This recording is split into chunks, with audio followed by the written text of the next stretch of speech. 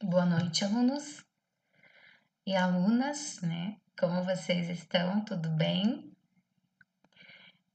Na aula de hoje, então, eu vou enviar para vocês. Semana que vem, a gente vai ter a revisão de conteúdos. E na revisão de conteúdos, a gente vai fazer uma aula pelo Meet daí, tá? Então, a gente vai fazer a revisão pelo Meet.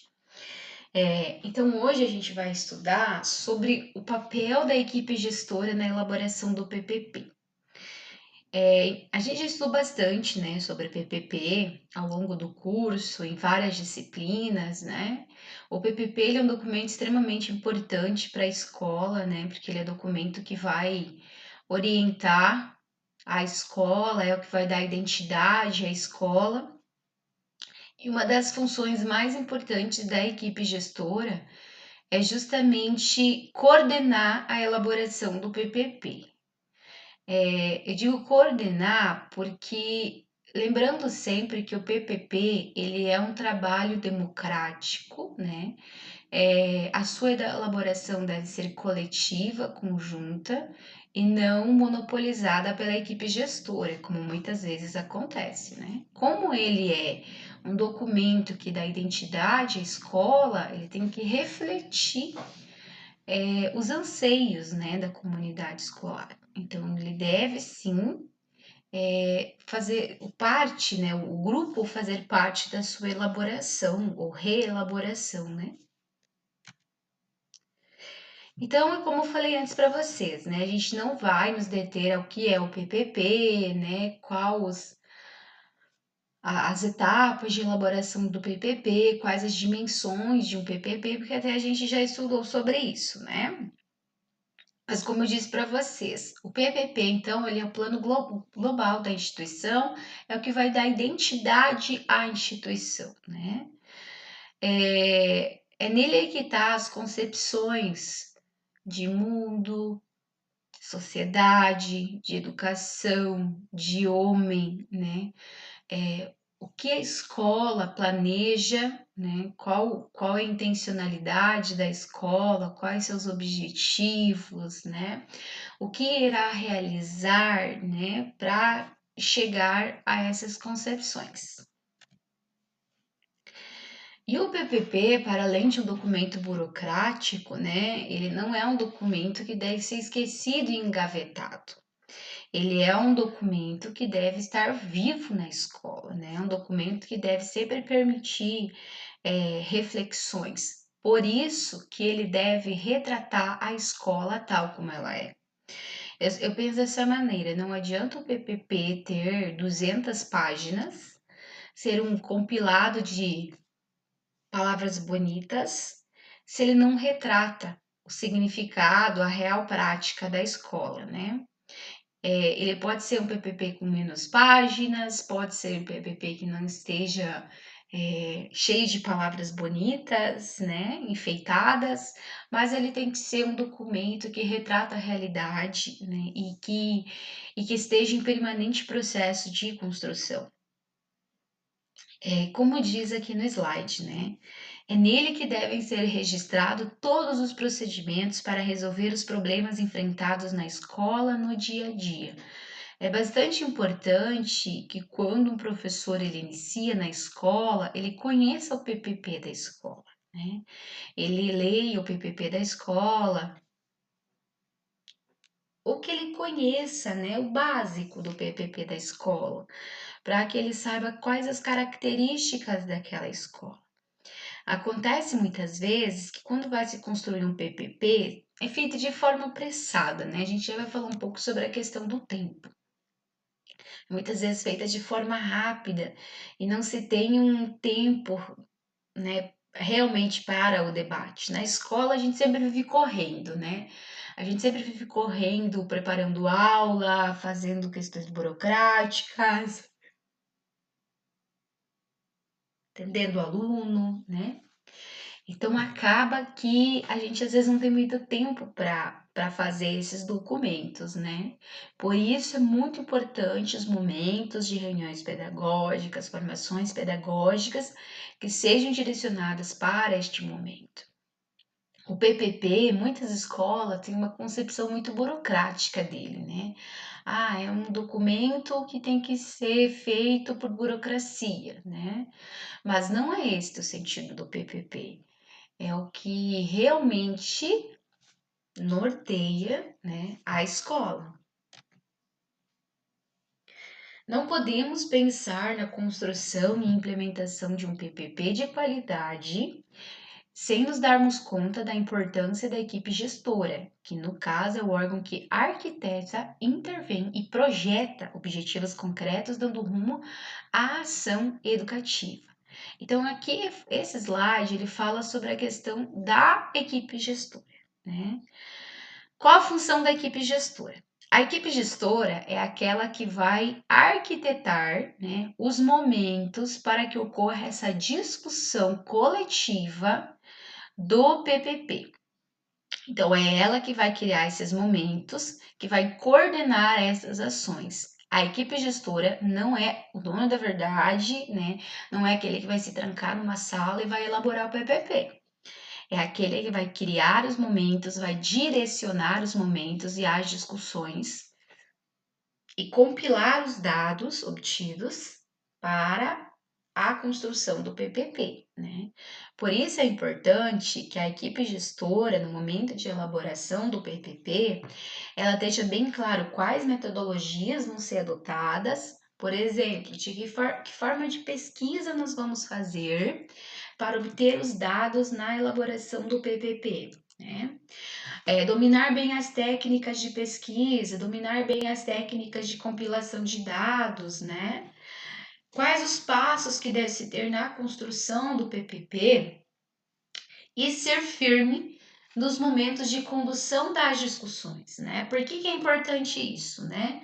Às vezes não há discussão, então acaba ficando monopolizado, né, para a equipe gestora. E às vezes as discussões elas acabam, né, se dispersando e acabam não tendo discussões frutíferas. Então acaba que não se chega, né, a um ponto final nisso. É por isso que é importante que a equipe pedagógica, a equipe gestora como um todo, né, ela esteja preparada para a ação da coordenação do PPP. O que compete, então, à coordenação pedagógica? Estar atenta à dinâmica das discussões, sem dispersar ou monopolizar a palavra, que é o que eu falei antes para vocês, né? Tem que estar preparado para saber coordenar essa ação de discussão na comunidade escolar. Quem está coordenando tem que tentar se manter neutro nas discussões, assim que possível, né? Então, no momento das discussões, por exemplo, na reunião pedagógica, né? Vamos então, no momento de reunião pedagógica, propor momentos para a discussão do PPP. Nesse momento, a equipe pedagógica ela tem que tentar compreender, né, o que aquela comunidade está falando, o que aquele grupo está falando, sem tentar direcionar o que ela pensa, né? Claro que aí é questão de bom senso, né? Se vê se está se dispersando, puxar de volta, né? Mas tentar se manter neutro quanto às suas concepções. Que eu falei antes para vocês, a elaboração tem que ser feita pelo grupo, pela comunidade escolar. Ela não deve ser feita pelo grupo seletivo da escola e muito menos pela mantenedora. Né? O PPP não é um projeto que vem de cima para baixo, ele é construído na escola, porque ele retrata a identidade da escola. E é o que eu falei antes para vocês, criar formas para envolver todos na participação. O todos aqui é a comunidade escolar como um todo. É professores, são agentes, são alunos, são pais, né? Então envolver a comunidade como um todo e criar momentos para isso, né? Criar estratégias para que isso aconteça. Outra coisa bastante importante que eu já falei para vocês, né? O PPP, ele tem que ser algo da prática. Não adianta ele ser um documento engavetado, né, com palavras bonitas, se ele não ter o real significado daquela escola. Não adianta eu pegar um PPP de uma escola modelo e copiar para a minha escola, se ele não retrata a realidade da minha escola. né? Ele tem que ter, ele tem que resultar no que aquilo que a escola ela realmente é. A exigência ética e o empenho em realizar aquilo que foi planejado, né? Então, se eu coloquei no PPP que nós vamos executar de determinada maneira, aquilo deve ser feito todos os esforços para se colocar em prática, né? Não, como falei, não adianta ter uma realidade, uma outra realidade, se depois a gente não vai conseguir ter colocar em prática aqui, né? Então, é como um plano de ação, né? Tem que ser bem consciente da realidade, dos limites e das possibilidades para ser colocado em prática. E essa execução do PPP não é uma execução que é somente da equipe gestora, né? Ela é uma execução do coletivo. Toda a equipe tem que se empenhar para que esse PPP ele realmente se efetive na prática. Por isso que é importante, quando o professor novo entra na escola, ele conheça o PPP da escola e conheça as estratégias para a execução desse PPP, né? O planejamento participativo, que é o que a gente falou antes, que é um dos pontos fundamentais na elaboração de um PPP, né? Que é essa organização e elaboração e aplicação democrática e coletiva do PPP. Aqui eu já falei para vocês, né, que tanto a questão da elaboração quanto a realização, ela tem que ser coletiva, que não depende apenas da equipe gestora. Claro que tem alguns objetivos que são mais direcionados à equipe gestora, mas não é como um todo, né?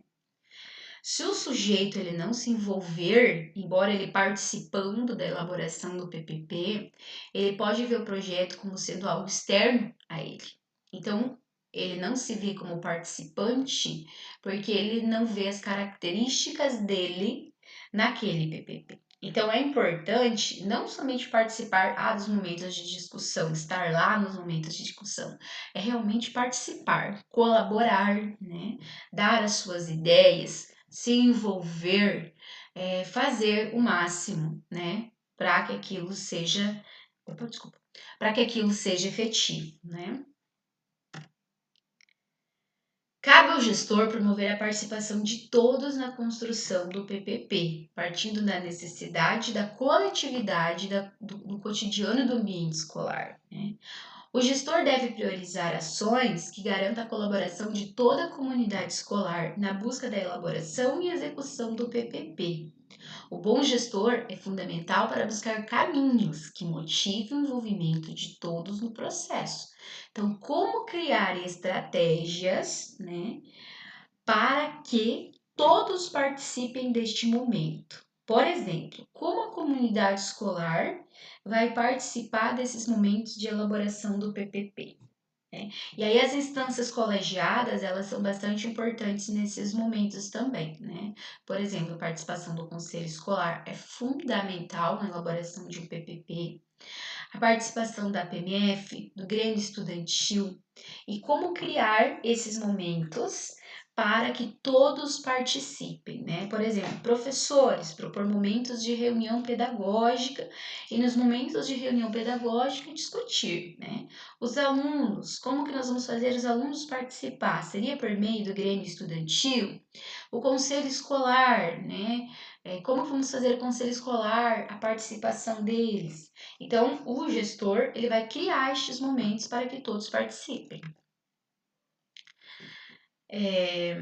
Necessidade de diálogo, né, entre todos os envolvidos, que é o que a gente já comentou antes, que é o planejamento participativo do PPP. Ao gestor, né, escolar tem o papel de promover essas reflexões, estimular a participação, intervir nas ações pedagógicas e nos conflitos existentes, que é o que a gente já falou antes, né? Qual o papel da coordenação neste momento, né? Como que ele faz? Ele não monopoliza. Gente, é muito comum acontecer da coordenação pedagógica acabar monopolizando essa discussão do PPP. E alguns tópicos muito raros assim são levados à discussão do coletivo, né? Isso acontece muitas vezes por causa do tempo. O tempo é uma questão bem limitante na elaboração de um PPP. É necessário se organizar em relação ao tempo, né? E aí vem a questão da mantenedora também, de dar um tempo plausível para a construção desse projeto e a escola se organizar com o tempo que tem para elaboração. Não fazer que nem muitos alunos fazem, né? Deixam tudo para o final. E daí acaba não dando tempo de fazer ou faz de qualquer jeito, né? É importante que haja os passos de planejamento para que isso aconteça, né? Aqui é uma coisa bem interessante, né? Que é o que eu já falei para vocês, essa questão de monopolizar a discussão.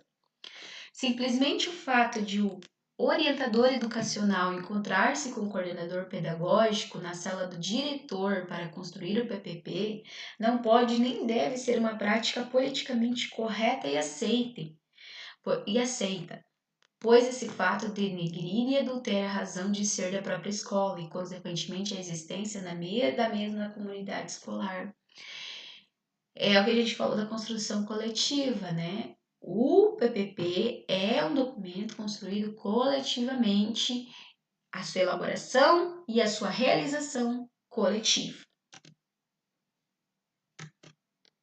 Alguns cuidados na elaboração do PPP, né? A função crítica, que a gente já falou antes da questão da aplicabilidade. O mais importante não é ter um PPP.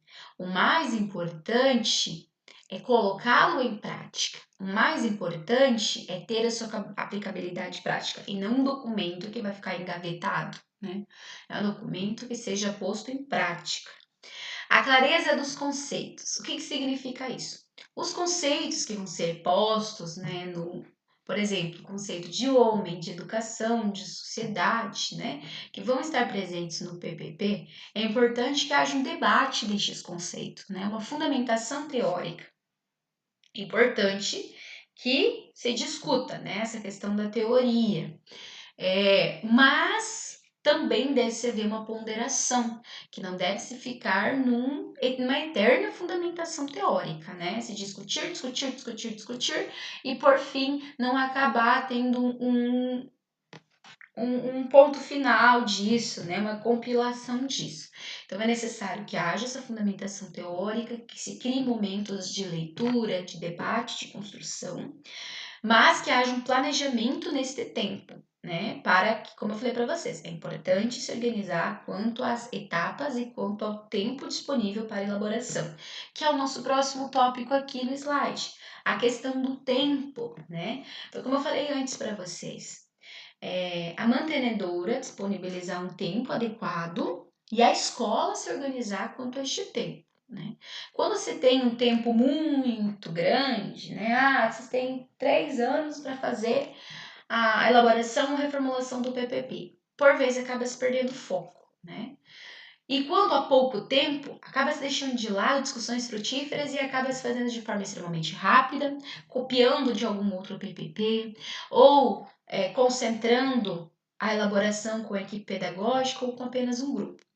Então é importante que haja um tempo, né, um tempo hábil para a escola se organizar e a escola se planejar. Aí entra também a função da equipe gestora, a organização desse tempo. Olha, então vamos planejar, né? E a escola é muito importante essa questão do planejamento, né? Tanto do professor quanto da equipe gestora, como um todo. Neste momento, vamos começar a elaboração do PPP, né? Então, quais as etapas que nós vamos começar a fazer, né? E haver uma organização. Como eu falei antes para vocês, né? A escola, ela é um turbilhão de coisas, né? Tem a questão dos documentos burocráticos, tem preenchimento de livro, tem o atendimento dos alunos, que é o fundamental, tem o planejamento das aulas, né? Então, a escola tem muitas coisas. E tem que haver momento para isso, né? Momento para elaboração do PPP. E cuidar para também não sobrecarregar todos, né? Então, ter um planejamento é fundamental para isso. Então, pessoal, a nossa aula de hoje é isso, tá? Qualquer dúvida, estou à disposição de vocês. Se vocês tiverem algumas dúvidas em relação à nossa aula de hoje, vou estar disponibilizando para vocês os slides também, a videoaula gravada, e vou estar disponibilizando também para vocês uma atividade, né, com a tarefa para a validação da presença. Semana que vem nós vamos fazer a revisão de conteúdos. Estarei selecionando os conteúdos que vão ser abordados na avaliação e a gente vai fazer essa revisão do conteúdo.